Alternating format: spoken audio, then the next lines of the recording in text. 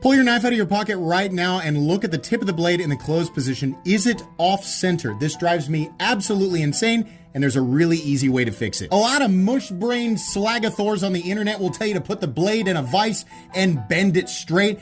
Don't do this, it's a bad idea, and I promise you those people are eating toothpaste and probably hold their nose when they jump in a swimming pool. Literally all you need is a piece of paper and tools to adjust the pivot and the body screws. The first thing you're gonna do is fold the piece of paper until it's a very small square.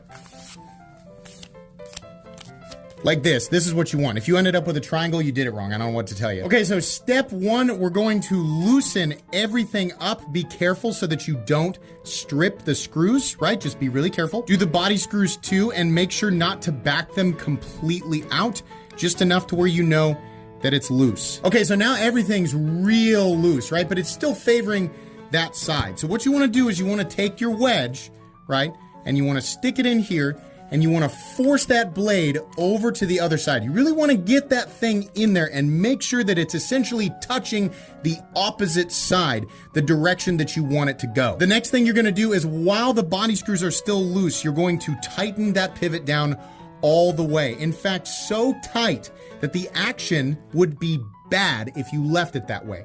Make sure that you put some torque on it, but don't strip it. Tight enough, but don't strip it. Now what you're gonna do is do the exact same thing to the body screws. These are much easier to strip depending on the knife. Fortunately, with this Les George VECP V3, these are T10, so pretty easy. But again, you wanna get those things super tight. Both of them, or 3 of them, 4 of them, however many they are, make sure they are super tight, and do it on both sides if you have screws on both sides. The next step is to pull your wedge back out. This is gonna be pretty hard, and you have to be careful, because if you pull too hard and you're not holding the blade down, the blade could fly out with the piece of paper and cut you. So you're gonna have to put quite a bit of force on it. This one's gonna be a little hard, but as you can see, I got it back out. Now the blade's not perfectly center yet. Right now it's going the other way, but what we can do is loosen the pivot up so that it goes back to center. So what we're gonna do here, I'm gonna try and get this on camera, is I'm going to very slowly turn the pivot back the other way until that blade gets, it's so beautiful,